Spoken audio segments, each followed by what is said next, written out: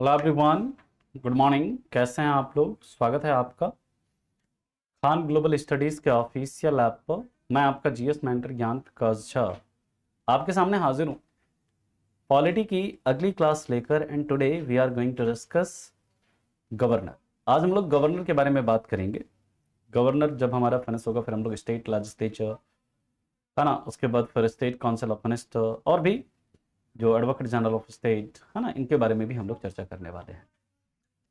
Hello विशाल, चंद्रेश, सौरभ, आयुष, आदित्य, ओमकार, अमित, आकांक्षा, श्वेता, हिना, पंकज। चलिए तो start करते हैं। हम लोग बात करते हैं आर्टिकल 156। आर्टिकल 156 की बात करते हैं तो इसमें बात करी गई है किसकी? Term of governor. ठीक है, टर्म ऑफ गवर्नर की याद रखिएगा। टर्म जो होता है इनका, गवर्नर का टर्म जो होता है वो कितना होता है? 5 ईयर। ठीक, लेकिन याद रखिएगा he holds his office during pleasure of president।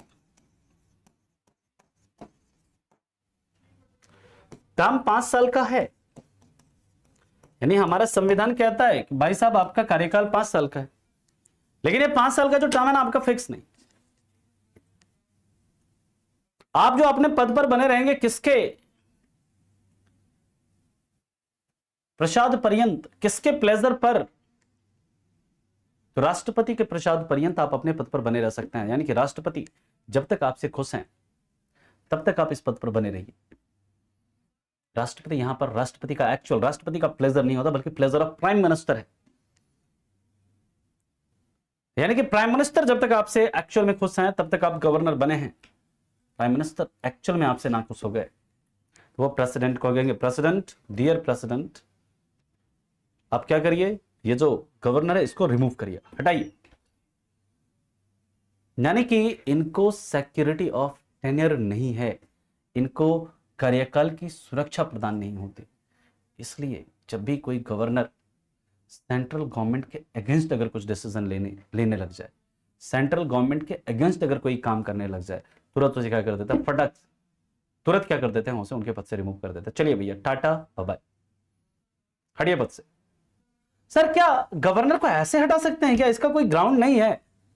Supreme court को जज को हटाना है तो ग्राउंड है सर, हाई कोर्ट के जज को हटाना है ग्राउंड है सर, कैग को हटाना है ग्राउंड है सर, प्रेसिडेंट को हटाने के लिए भी ग्राउंड है सर, वाइस प्रेसिडेंट को हटाने के लिए भी ग्राउंड, मतलब वाइस प्रेसिडेंट को हटाने का ग्राउंड नहीं लेकिन उसका प्रोसीजर है सर।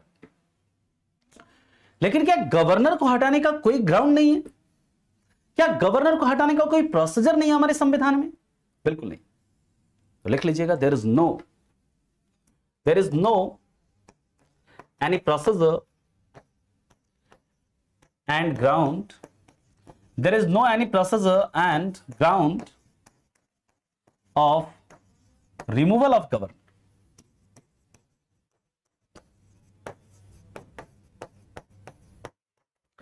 मान लीजिए यहां तक, जैसे मान लीजिए सुबह सुबह प्राइम मिनिस्टर उठे हैं और वो पीएमओ में बैठ के ऑफिस में, मतलब जो प्राइम मिनिस्टर का मतलब रेसिडेंस है ना, क्या बोलते हैं, लोक कल्याण मार्ग, वहां पे बैठ के अखबार पढ़ रहे हैं और पढ़ रहे हैं कि कोई गवर्नर, देखा कि ये जो गवर्नर है ना उसका देख लिया किसी चीफ मिनिस्टर के साथ बढ़िया एकदम हंसता हुआ फोटो खिंचा रहा है, बढ़िया से एकदम उनसे मतलब उनके बारे में अच्छा अच्छा बोला हुआ है उन्होंने। तुरंत प्रेसिडेंट को फोन करेंगे प्राइम मिनिस्टर, हाँ डियर प्रेसिडेंट, वो जो गवर्नर है उस राज्य का, देख रहे हैं बड़ा सीएम के साथ हंस बोल रहा है, पूरा मतलब है हमारे मतलब पार्टी का सीएम है क्या वहां पे? नहीं ना, अपोजिशन का सीएम है, वो उसे घुल मिल रहा है, उसके बारे में अच्छा अच्छा बात कर रहा है, क्या मतलब क्या चल रहा है उसके दिमाग में? हटाइए उसको, हटाइए। और जो बगल वाला स्टेट है ना उसको वहां का गवर्नर एडिशनल चार्ज दीजिए उसका, उस स्टेट का भी। बाकी हम 1-2 दिन में डिसाइड करके बताते हैं नया कौन गवर्नर वहां का बनेगा। मतलब क्या है कि गवर्नर को कोई भी सिक्योरिटी ऑफ टेनर नहीं है, जब भी उसको हो सकता है उनको उनके पद से क्या कर दिया जाए? हटा दिया जाए। यानी कि इनको हटाने का ना तो कोई ग्राउंड है और ना ही कोई क्या है, प्रोसेसर है। इसके बाद की बात करते हैं, पहले आप इसे लिख लो, फिर इसके आगे चलते हैं। आर्टिकल 157 में क्या है उसकी बात करेंगे। पहले इतना लिख लीजिए।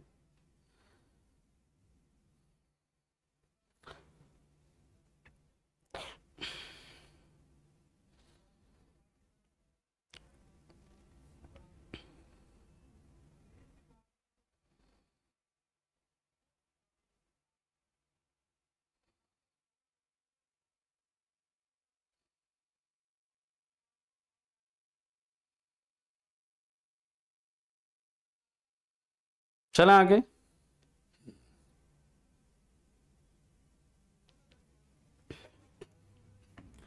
अच्छा, थर्ड की हिंदी लिख लीजिए। हिंदी में इसका कार्यकाल 5 वर्ष का होता है। यह राष्ट्रपति के प्रसाद पर्यंत अपने पद पर बने रहते हैं। सेकंड का हिंदी, यह राष्ट्रपति के प्रसाद पर्यंत अपने पद पर बने रहते हैं। और थर्ड की हिंदी लिख लीजिए, इनको हटाने का मतलब गवर्नर को, मतलब कि राज्यपाल को हटाने का हमारे संविधान में ना तो कोई आधार है और ना ही कोई प्रक्रिया दी गई है ना। राज्यपाल को हटाने का हमारे संविधान में ना तो कोई आधार है और ना ही कोई प्रक्रिया दी गई है। ठीक है, क्लियर? हाँ, विदाउट एनी रीजन हटा सकते हैं इनको, ठीक है, बिना किसी कारण के। चलें आगे। मतलब गवर्नर का पद एक्चुअली क्या है? सिंपल, गवर्नर के पद का मतलब क्या है? रिटायरमेंट होम है किसका? जो ओल्ड पॉलिटिशियंस हैं। मान लीजिए कोई पॉलिटिशियन है, 75 साल का हो गया, 80 साल का हो गया, अब वो एक्टिव पॉलिटिक्स में नहीं रह सकता। उसको सारी बड़ी पार्टी का बड़ा नेता है, बड़ा लीडर है, पार्टी के लिए बहुत काम किया, लेकिन बूढ़ा हो गया है वो, अब वो एक्टिव पॉलिटिक्स में नहीं रह सकता, ज्यादा इधर उधर जा नहीं सकता, पार्टी की रैलियों में प्रचार नहीं कर सकता है, लेकिन उसको सारी सुविधाएं देनी है क्योंकि उसने पार्टी के लिए बहुत काम किया है, पार्टी को इस लेवल तक लाने में काफी अच्छा काम किया है उसने। तो उनको कहेंगे कि सर आप ना एक्टिव अब चल फिर नहीं सकते हैं, ज्यादा आपको भाग दौड़ नहीं करना है, जाइए इस राज्य के गवर्नर बना देते हैं, आपको वहां पर राजभवन मिलेगा, सारी सरकारी सुविधाएं मिलेगी, आराम से जीवन कटेगा वहां पे, जाइए, बस खाली ध्यान लगा के रखना है, कुछ भी गड़बड़ी हो हमें बता देना। ठीक है सर, अगर गवर्नर शेड्यूल 5 और 6 के बिहाफ पर अपना काम करे तब भी इनको हटाया जाता है। तो जनरली उनका वो पावर है, जनरली उन मामलों में नहीं हटाया जा सकता है ना। मतलब हटाने का तो कभी भी हटा सकते हैं, लेकिन मतलब ऐसे मसले जनरली आते नहीं। शेड्यूल 5 और 6 के जो पावर्स होते हैं वो उनका यूज करेंगे। ठीक है, आगे चला हम लोग। अब हम लोग बात करते हैं इसके बाद आर्टिकल 157। इसमें क्या, एलिजिबिलिटी ऑफ गवर्नर, यानी कि अगर गवर्नर किसी को बनना है सर तो उसके लिए क्या योग्यता होनी चाहिए, एलिजिबिलिटी क्या होनी चाहिए। तो हमारा जो संविधान है सिर्फ और सिर्फ 2 योग्यताओं की बात करता है सर, कौन कौन सा? एक तो सिटीजन ऑफ इंडिया होना चाहिए, भारत का नागरिक होना चाहिए, और दूसरा एज कितना होना चाहिए, 35 ईयर होना चाहिए, बस।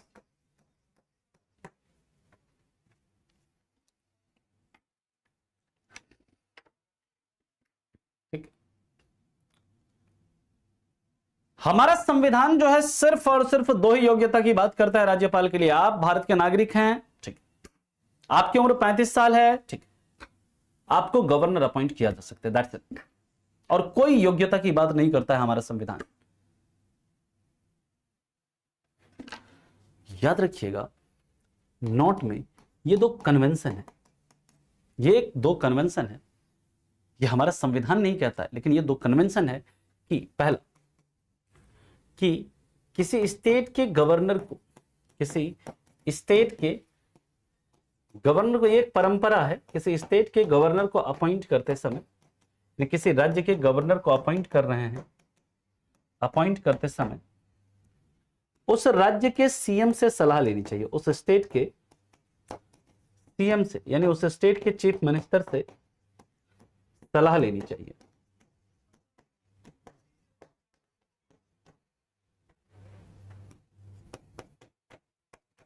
और दूसरा, सेकंड, किसी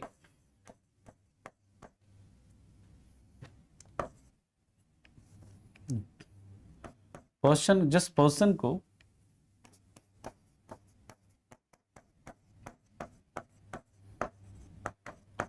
गवर्नर अपॉइंट किया जा रहा है, जिस पर्सन को गवर्नर अपॉइंट किया जा रहा है,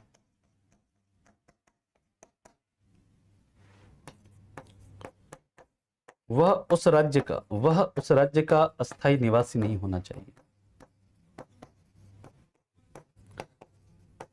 यानी कि मान लीजिए कि आपको अगर आपके राज्य का, मतलब आपको मान लीजिए निवासी नहीं होना चाहिए। मान लीजिए अगर आपको कहीं का गवर्नर अपॉइंट किया जा रहा है, आपको जिस राज्य में गवर्नर अपॉइंट किया जा रहा है, आप उस राज्य के अस्थायी निवासी ना हो। ठीक है, क्लियर? जिस राज्य में आपको गवर्नर अपॉइंट किया जाएगा उस राज्य के आप अस्थायी निवासी नहीं। ठीक है, ये दो कंडीशन है। ये दो कंडीशन जो है ये फॉलो किया जाना चाहिए, लेकिन कितना फॉलो किया जाता है आपको भी पता है ना? इसके बाद हम लोग बात करेंगे condition of office of governor.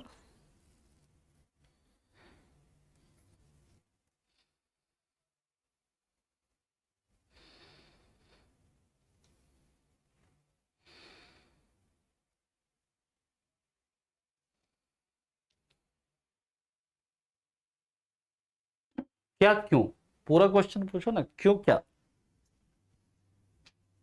अच्छा, ये कि उसे उस राज्य का अस्थायी निवासी क्यों नहीं होना चाहिए? क्योंकि भाई उस राज्य का एग्जीक्यूटिव हेड है वो, है ना, तो फिर वो अपने पर्सनल बेनिफिट्स देखेंगे वहां पर, है ना, अपने निजी हित देखने लग जाएंगे, इसलिए।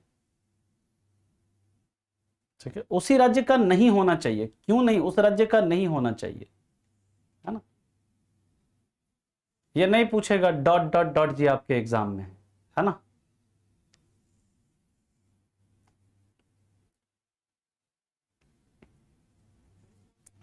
Yes,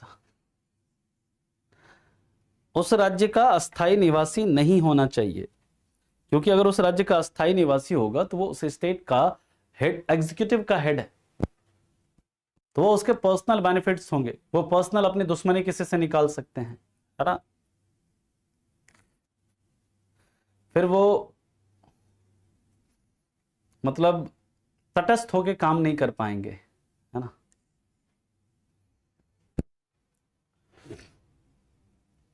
When any person is appointed as governor of any state, then he will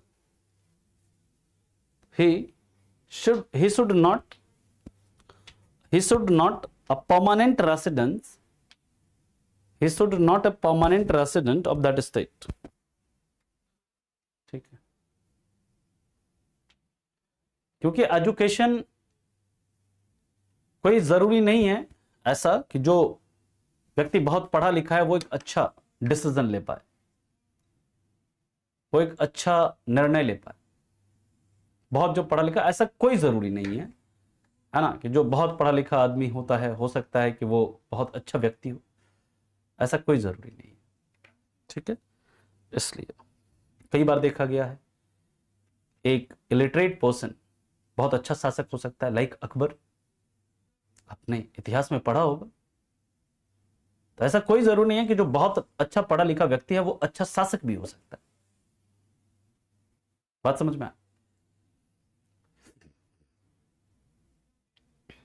power of governor पे अभी आ रहे हैं चंदन जी, थोड़ा सा इंतजार करिए। हाँ डेफिनेटली वो सुनना चाहिए। बहुत कुछ आपको लॉ के बारे में कुछ कई सारे टर्मिनोलॉजीज, पॉलिटिक्स से रिलेटेड कई सारी टर्मिनोलॉजीज आप सीखेंगे, बहुत कुछ सीखने को मिलता है। खैर चलिए अब हम लोग आगे चलते हैं। अगला है condition of office of governor, article 158। Article 158 condition of office of governor.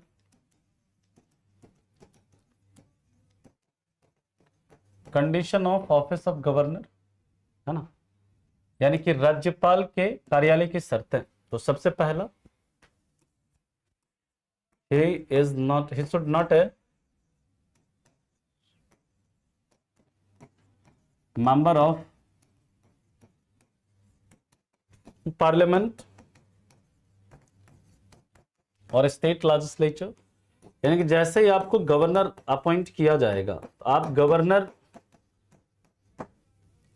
Appoint हो रहे हैं, तो जब भी गवर्नर आपको अपॉइंट किया जाएगा, तो आप किसी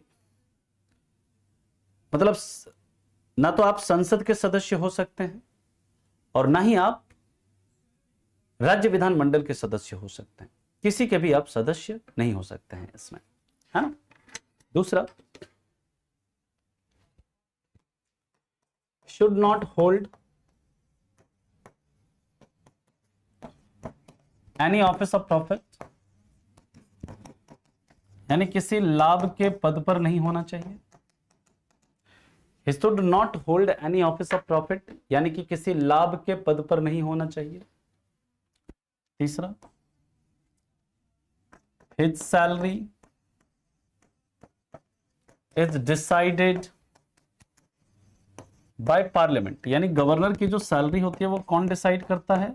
पार्लियामेंट डिसाइड करता है। And his salary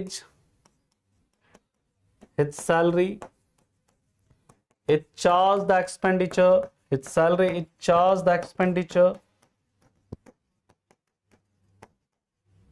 on consolidated fund of India। आप कोई भी फिर CFI का फुल फॉर्म मत पूछ लेना कि सर CFI क्या है, कंसोलिडेटेड फंड ऑफ इंडिया है। इनका वेतन संसद के द्वारा निर्धारित किया जाता है, इनका वेतन संसद के द्वारा निर्धारित किया जाता है। इनका वेतन भारत की संचित निधि, sorry consolidated fund of India मैंने लिख दिया क्या, इनका वेतन राज्य की संचित निधि पर, कंसोलिडेटेड फंड ऑफ स्टेट, इनका वेतन राज्य की संचित निधि पर, कंसोलिडेटेड फंड ऑफ स्टेट पर भारित व्यय होता है। इनका वेतन राज्य की संचित निधि पर भारित व्यय होता है। हिज पेंशन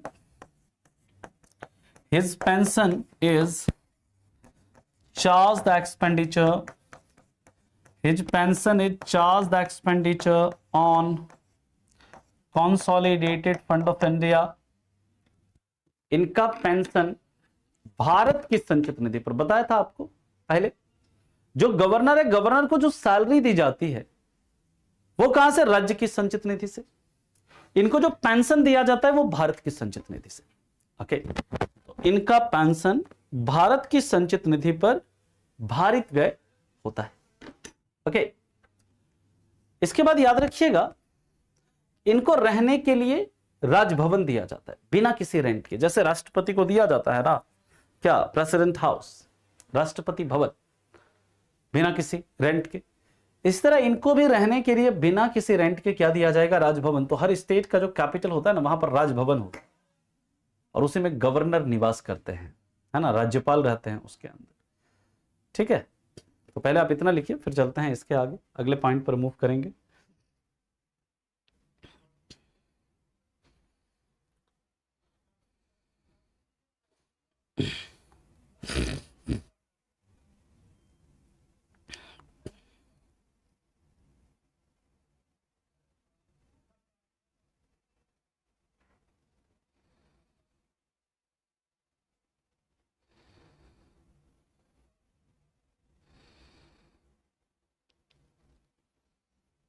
लिख लिया सभी ने?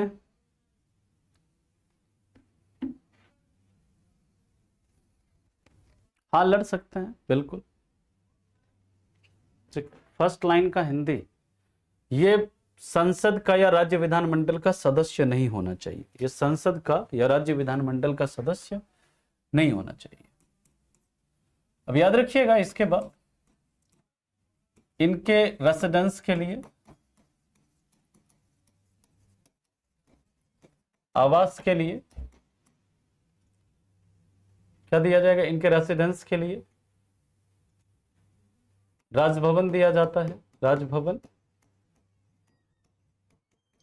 दिया जाएगा। और इनकी सैलरी, इनके टर्म के दौरान यानी इनके कार्यकाल के दौरान ना तो काटी जाएगी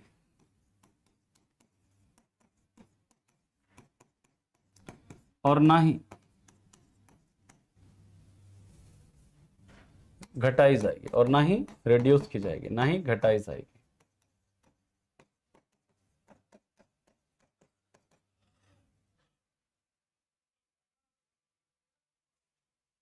इसके बाद याद रखिएगा आर्टिकल 159, इसमें बात है किसकी, ओथ ऑफ गवर्नर, यानी राज्यपाल को शपथ कौन दिलाते हैं। याद रखिएगा राज्यपाल का शपथ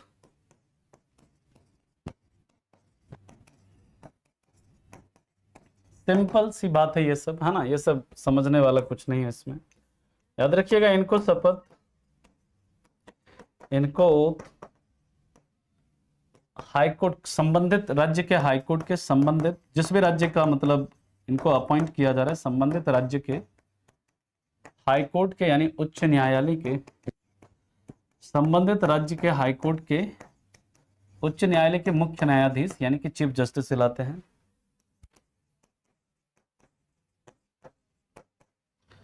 यानी चीफ जस्टिस दिलाते हैं।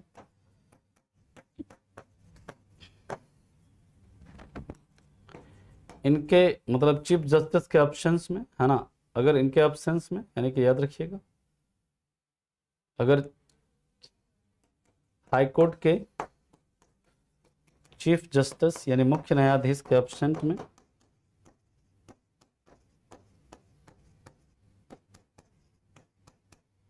के ऑप्शंस में अनुपस्थिति में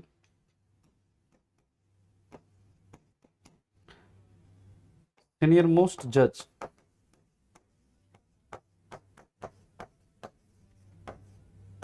ऑफ हाई कोर्ट, यानी जो हाई कोर्ट के उस उच्च न्यायालय के जो सबसे वरिष्ठ न्यायाधीश होंगे वो दिलाएंगे, है ना, जो सबसे वरिष्ठ न्यायाधीश होंगे वो दिलाएंगे उस हाई कोर्ट के।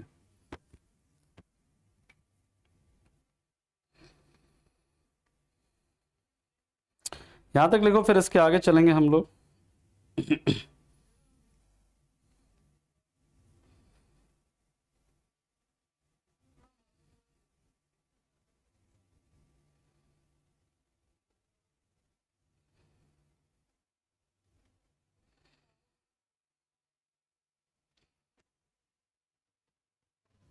हाँ, फ्री में मिलता है बिना किसी रेंट के।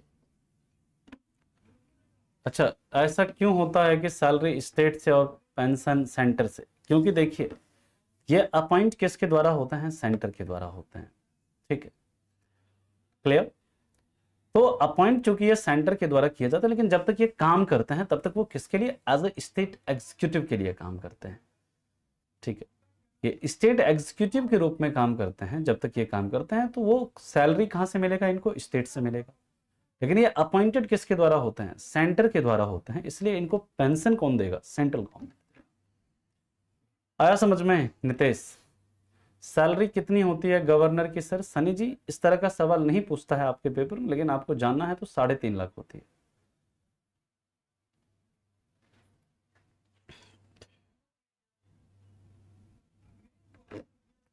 सर इनसे ज्यादा तो पुलिस मैन काम करता है ना, क्यों नहीं मिलता फ्री सर्विस एक्सेप्ट सैलरी? क्योंकि पुलिसमैन जो हैं वो इनके अंडर होते हैं, और पुलिसमैन में भी अगर आप जैसे डीएसपी हैं, एसपी हैं, आप हायर पोस्ट पे हैं, वहां पर सारी सुविधाएं मिलती है। एसपी का कभी जाकर आवास देखिए, है ना, जिस हिसाब से आपका पद होता है उस हिसाब से आपको बेनिफिट्स मिलते हैं, आपको सुविधाएं मिलती हैं, है ना? ऐसा नहीं है। जो अगर कांस्टेबल भी हैं तो उसके लिए हॉस्टल्स होते हैं, हेड कांस्टेबल हैं उसके लिए भी हॉस्टल्स होते हैं, एएसआई है उनको भी आवास दिया जाता है रहने के लिए, ठीक है। लेकिन उनका जो सैलरी से वो कटता है, जो भी मतलब एचआरए वगैरह होता है, हाउस रेंट अलाउंस वगैरह कटता है, ठीक है। चलिए अब हम लोग बात करते हैं इसके बाद, नेक्स्ट है, याद रखिएगा प्रेसिडेंट सॉरी गवर्नर अपना इस्तीफा गवर्नर अपना इस्तीफा किसे देते हैं? क्योंकि प्रेसिडेंट ने अपॉइंट किया है, तो ये अपना इस्तीफा किसे देते हैं? गवर्नर अपना इस्तीफा प्रेसिडेंट को देते हैं, प्रेसिडेंट को देते हैं। ठीक है, और इसके बाद याद रखिएगा आर्टिकल 160, इसमें क्या है? Duty of governor in some contingency, मतलब वही वाली बात, कुछ आपात स्थिति में राज्यपाल के कर्तव्य, जैसे मान लीजिए कि जैसे किसी बगल वाले स्टेट का गवर्नर है, उसका डेथ हो गया, तो उस कंटीजेंसी में इनको एक्स्ट्रा चार्ज दिया जा सकता है, एडिशनल चार्ज कुछ समय के लिए उस स्टेट का भी। ठीक है भैया, जब तक नया गवर्नर अपॉइंट नहीं हो जाता है तब तक आप क्या करिए, इस राज्य का गवर्नर का भी एडिशनल चार्ज आपके पास रहेगा। ठीक है, ये है आर्टिकल 160। आर्टिकल 161 में क्या है? पार्डनिंग पावर ऑफ गवर्नर, इसके बारे में मैं आपको ऑलरेडी बता चुका हूं। पार्डनिंग पावर ऑफ गवर्नर है ना, मैंने आपको जब प्रेसिडेंट का पार्डनिंग पावर बताया था, वहां पर आपको मैंने बताया था कि राज्यपाल और जो राष्ट्रपति है उसके क्षमादान शक्ति में क्या क्या अंतर होता है। राज्यपाल की क्षमादान शक्ति, इसको फिर से बताने की जरूरत है क्या? बताइए, आपको ऑलरेडी वहां पर बता रखा है कि जो राज्यपाल की क्षमादान शक्ति है और राष्ट्रपति की क्षमादान शक्ति है, उसमें क्या फर्क है? कि जो राज्यपाल है वो पार्लियामेंट के द्वारा बनाए गए कानून के लिए अगर कोई दंड दिया गया है तो उस सजा को माफ नहीं कर सकते हैं। जो राज्यपाल है जो आपका डेथ सेंटेंस को माफ नहीं कर सकते हैं। और राज्यपाल जो है आर्मी कोर्ट या आर्मी ट्राइब्यूनल के द्वारा अगर कोई सजा दी गई है तो उसे माफ नहीं कर सकते हैं, बताया था ना। और बाकी सभी मामलों में राज्यपाल और राष्ट्रपति का जो पार्डनिंग पावर है वो क्या होता है? समान होता है। राज्यपाल पार्लियामेंट के द्वारा बनाए गए कानून के लिए अगर कोई सजा दी गई है, पार्लियामेंट के द्वारा बनाए गए कानून के लिए सजा दी गई तो उसे माफ नहीं कर पाएंगे, डेथ सेंटेंस को माफ नहीं कर पाएंगे। और आर्मी ट्राइब्यूनल या आर्मी कोर्ट के द्वारा अगर जो कोई सजा दी गई है उसे माफ नहीं कर पाएंगे। बाकी अन्य मामलों में इनकी और जो प्रेसिडेंट है उनकी जो पार्डनिंग पावर होती है वो क्या होती है? सेम होती है।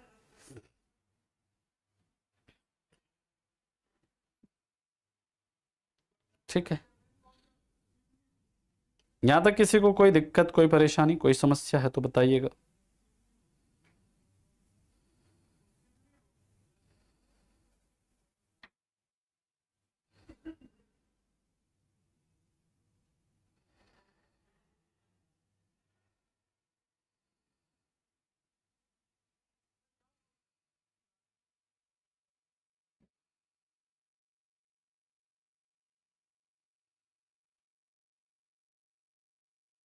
चलें आगे, सभी को क्लियर है यहां तक? अब हम लोग बात करेंगे state council of minister. State council of minister में अभी हम फिर गवर्नर के ऊपर आएंगे, गवर्नर के ऊपर फिर से हम बात करेंगे आकर के। देखिए, गवर्नर और प्रेसिडेंट का पावर लगभग कई मामलों में सेम है ना। जो पावर प्रेसिडेंट का सेंटर के केस में है वही पावर गवर्नर का स्टेट के केस में है ना। इतनी सी बात आपको समझनी है। जैसे प्रेसिडेंट के पास ऑर्डिनेंस पावर था, इनके पास भी ऑर्डिनेंस पावर है। जैसे प्रेसिडेंट के पास वीटो पावर था, इनके पास भी वीटो पावर है। लेकिन इसके पास कुछ अलग से जो पावर्स हैं, इनके पास जो विशेष शक्तियां हैं गवर्नर के पास, उसके बारे में हम लोग चर्चा करेंगे आगे चलेंगे। तो यहां पर हम लोग बात कर रहे हैं आर्टिकल 163। आर्टिकल 163 जो है वो क्या कहता है? There shall be council of minister headed by chief minister to aid and advise governor, to aid and advise governor। Article 163 क्या कहता है कि एक काउंसिल ऑफ मिनिस्टर होगा जिसके हेड कौन होंगे? चीफ मिनिस्टर होंगे, है ना। ठीक है, जो एक काउंसिल ऑफ मिनिस्टर होगा जिसके हेड कौन होंगे? चीफ मिनिस्टर होंगे, जिनका काम क्या होगा? वो गवर्नर को उनके कार्य में क्या करेंगे, सलाह एवं सहायता प्रदान करेंगे। ठीक है, ये कहता है आपका आर्टिकल 163। इसके बाद आता है आर्टिकल 164। ये कहता है देयर, पहला पॉइंट इसमें याद रखिएगा, आर्टिकल 164 में ये कहता है कि chief minister is appointed by governor, chief minister is appointed by governor and other member of council of minister is, वही सब चीजें देखिए जो वहां पर हम लोगों ने देखी थी प्रेसिडेंट के केस में, सेम वही सब चीजें हैं यहां पर। अपॉइंटेड बाय गवर्नर, वहां पर पीएम था, तो यहां पर क्या हो जाएगा, on advice of chief minister. देखिए जहां जहां वहां पर प्रेसिडेंट है वहां पर गवर्नर हो जाएगा, जहां जहां पर प्राइम मिनिस्टर है वहां पर क्या हो जाएगा, चीफ मिनिस्टर हो जाएगा। सिंपल है, सेम आर्टिकल 75 की तरह यहां पर जो आर्टिकल वहां पर क्या था 75 में था, यहां पर क्या है आर्टिकल 164 में। ये कहता है कि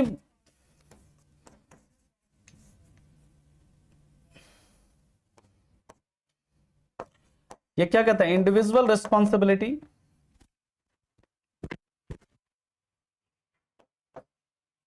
लिख लीजिएगा ऐसे, council of state council of minister is individually responsible to, state council of minister is individually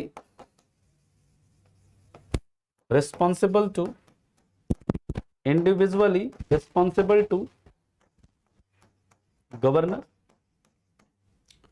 state council of minister is individually responsible to governor। मैंने एक ही चीज सनी जी कितनी बार बताऊं कि सारे आर्टिकल्स हमारे लिए इंपॉर्टेंट नहीं है, हाँ? एक ही चीज मैं कितनी बार बताऊं। नेक्स्ट है, याद रखिएगा, state council of minister is collectively responsible to, जितना पढ़ा रहे हैं इतना ही याद रख लो ना, काफी है तुम्हारे लिए। सवाल कभी किए हो प्रीवियस ईयर का सनी कुमार,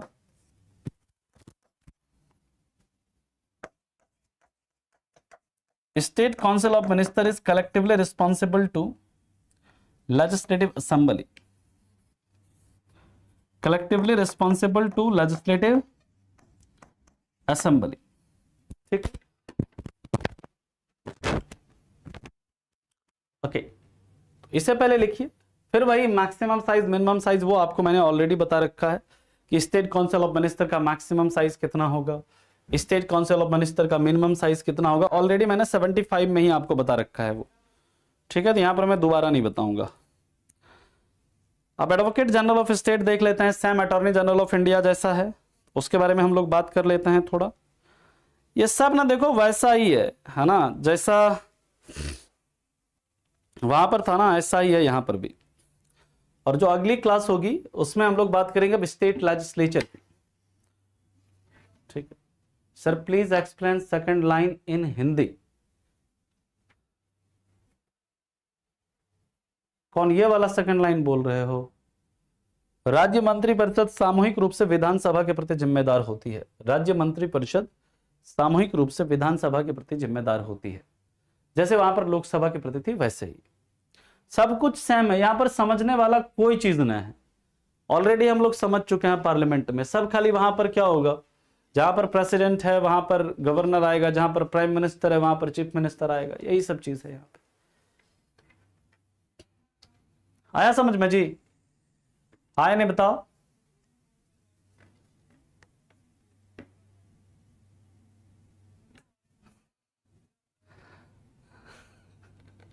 हाँ, ये तो मैंने नोटिस से नहीं किया।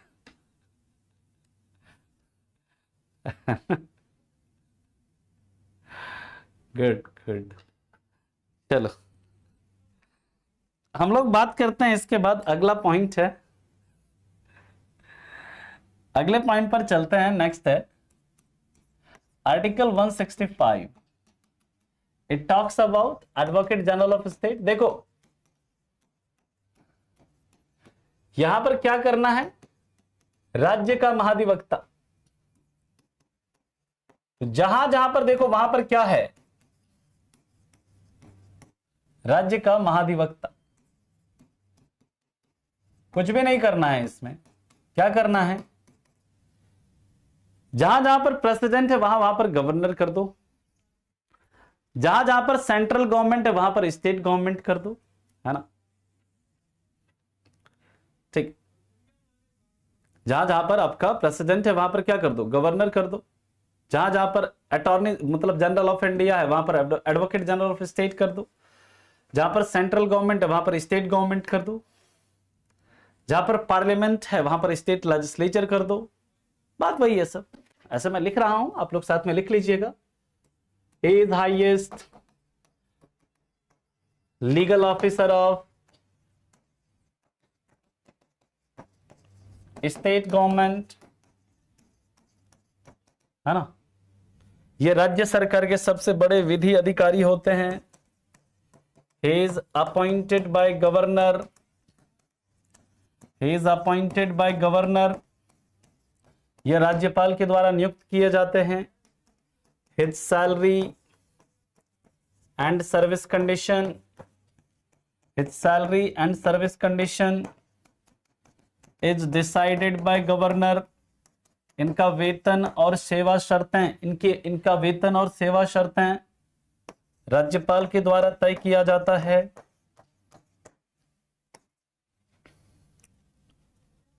He holds his office, he holds his office, he holds his office during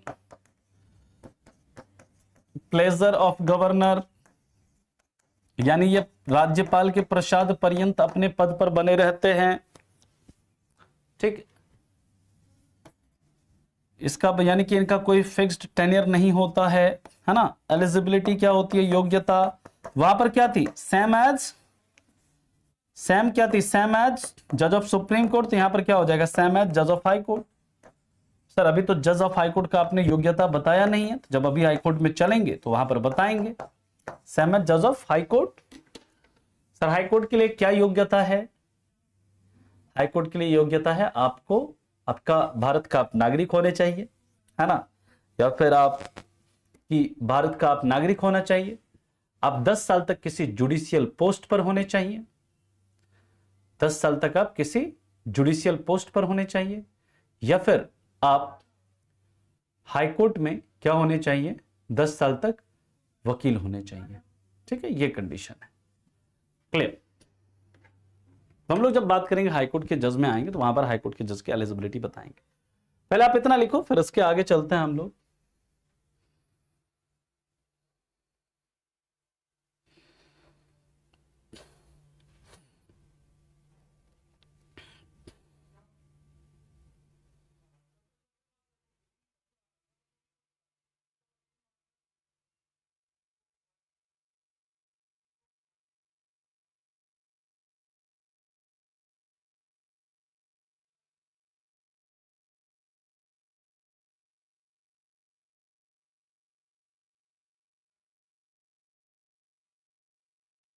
clear है, आगे चला।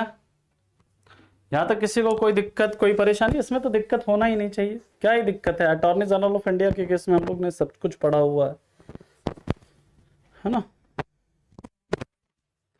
अब आप सब देखो, आप लोगों का ना लगभग 90% पॉलिटी खत्म हो गया। अब थोड़ा थोड़ा सब चीज है, एक हाई कोर्ट है, सेंटर स्टेट रिलेशन है, लोकल गवर्नमेंट, यही सब थोड़ा बचा हुआ है, सब हम लोग कर लेंगे। अब देखिए इसके बाद क्या होता है, he cannot advise against state government। ये स्टेट गवर्नमेंट के अगेंस्ट एडवाइस नहीं दे सकते, है ना। he can do his private practice, यानी ये अपना प्राइवेट प्रैक्टिस, निजी प्रैक्टिस कर सकते हैं। he can hear any case in any court within the territory of a state, within the territory of a state, ये राज्य के अंदर किसी भी क्षेत्र में क्या कर सकते हैं, राज्य के अंदर किसी भी क्षेत्र के राज्य के क्षेत्र के अंदर किसी भी न्यायालय में क्या कर सकते हैं, किसी भी मामले में जाकर ये बहस कर सकते हैं, है ना। इसके बाद याद रखिएगा, post of advocate general of state is not a government post. एक संवैधानिक पद है लेकिन गवर्नमेंट पोस्ट नहीं है, नॉट ए गवर्नमेंट पोस्ट।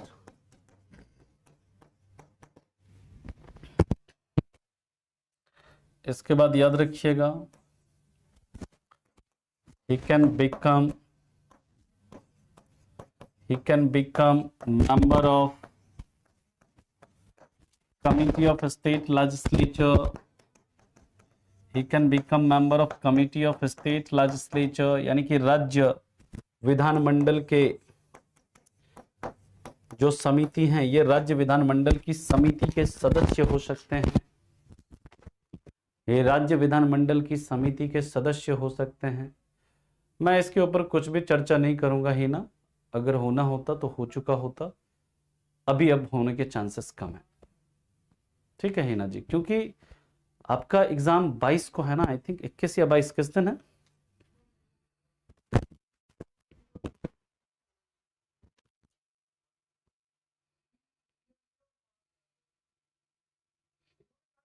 इक्कीस को है ना, हाँ,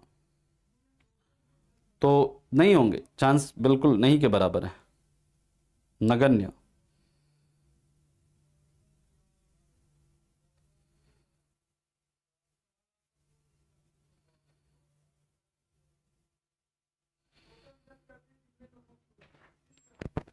आगे चलें। सर जी अब तक एडमिट कार्ड नहीं आया, हर बार 20 दिन पहले आ जाता था। अच्छा, देखिए आ जाएगा, एडमिट कार्ड आ जाना चाहिए अब, है ना। चौथे की हिंदी बोल दें,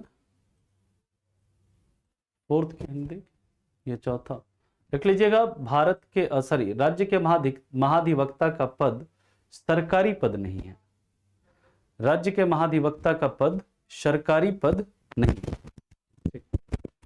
नेक्स्ट है, he has all privileges, he has all privileges of, he has all privileges of state legislature, यानी कि स्टेट लेजिस्लेचर के राज्य विधानमंडल के सारे प्रिविलेजेस यहां प्राप्त होते हैं। याद रखिएगा, he can participate and speak in proceedings of, he can participate and speak in proceedings of state legislature, proceedings of state legislature,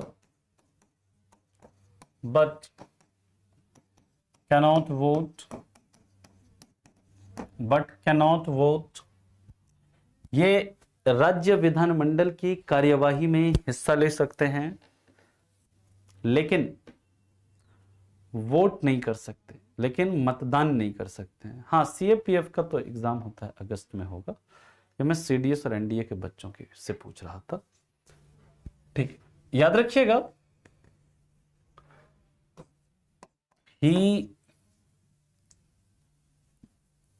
his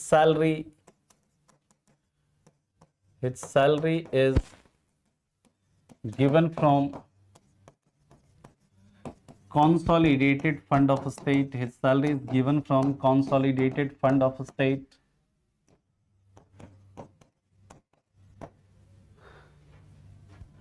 इनको ओथ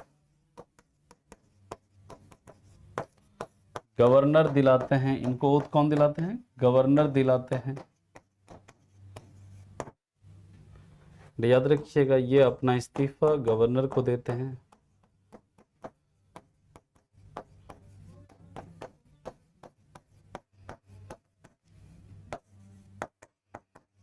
ये अपना इस्तीफा गवर्नर को देते हैं।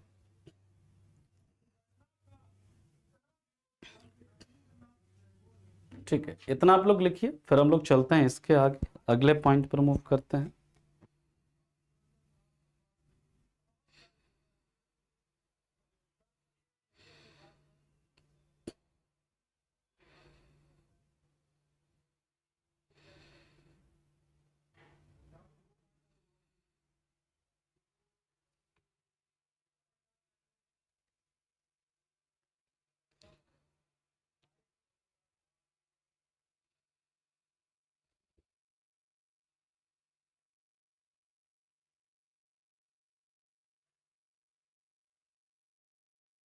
लिख लिया यहां तक?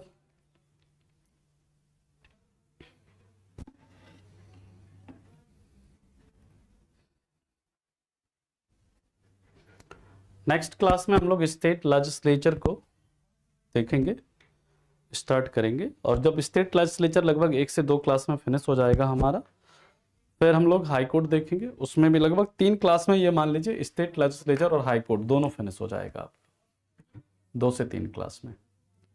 फिर उसमें 1 से 2 क्लास आपका, 2 क्लास मान लीजिए सेंटर स्टेट रिलेशन में जाएगा, और लगभग 2 क्लास में हम लोग लोकल गवर्नमेंट को फिनिश करेंगे। Sir every new elected state government appoint their own advocate general, ऐसा कोई ज़रूरी नहीं है नितेश जी, है ना, ये डिपेंड करता है। ठीक है, क्लियर है, ये डिपेंड करता है, कर भी सकते हैं नहीं भी कर सकते हैं। आगे की बात करते हैं, आगे है आर्टिकल 166। आर्टिकल 166 ये बात करता है कंडक्ट ऑफ बिजनेस।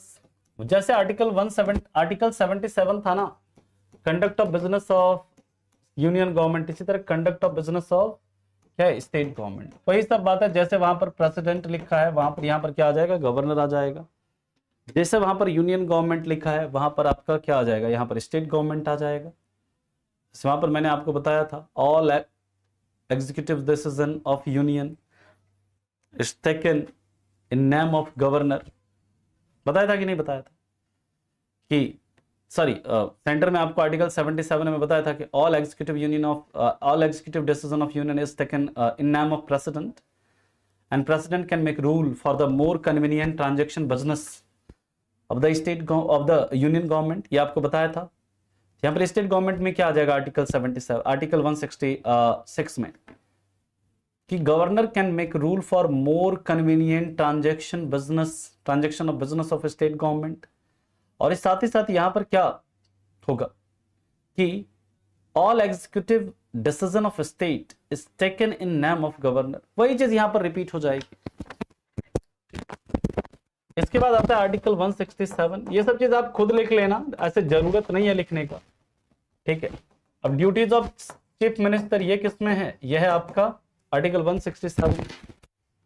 जैसे वहां पर पीएम था यहां पर सीएम आ जाएगा, जैसे वहां पर प्रेसिडेंट था यहां पर गवर्नर आ जाएगा, जहां पर जैसे वहां पर काउंसिल ऑफ मिनिस्टर था यहां पर स्टेट काउंसिल ऑफ मिनिस्टर आ जाएगा, है ना। जैसे वहां पर national development management, national disaster management authority था, यहां पर स्टेट डिजास्टर मैनेजमेंट अथॉरिटी आ जाएगा, है ना।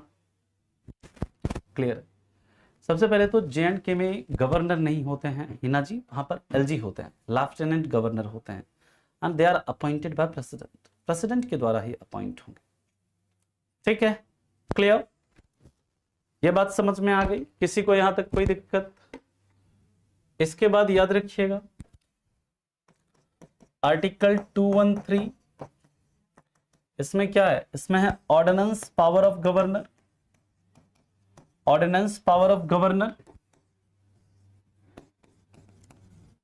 ऑर्डिनेंस पावर ऑफ गवर्नर का मतलब क्या, राज्यपाल की अध्यादेश शक्ति। जैसे आर्टिकल 123 में किसका है, प्रेसिडेंट का है। इधर आर्टिकल 123 में किस, आर्टिकल 213 में किसका है, गवर्नर का है। इसी तरह याद रखिएगा आर्टिकल 120, इसमें क्या, लैंग्वेज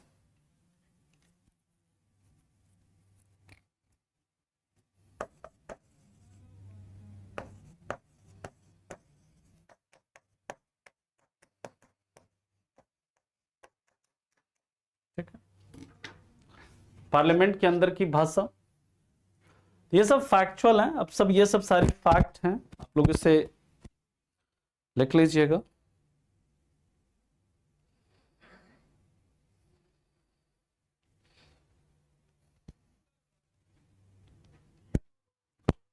यहां तक किसी को कोई दिक्कत है, परेशानी है, समस्या है तो बताइए। अगली क्लास में हम लोग बात करेंगे स्टेट लेजिस्लेचर की। ठीक है, तो यहां पर हमारा जो स्टेट काउंसिल ऑफ मिनिस्टर था ये सब हमारा फिनिश हो चुका है। सारी चीजें देखो सेम है, सेंटर की तरह ही। जहां जहां पर डिफरेंसेस होंगे वहां पर मैं आपको चीजें बताऊंगा। ठीक है,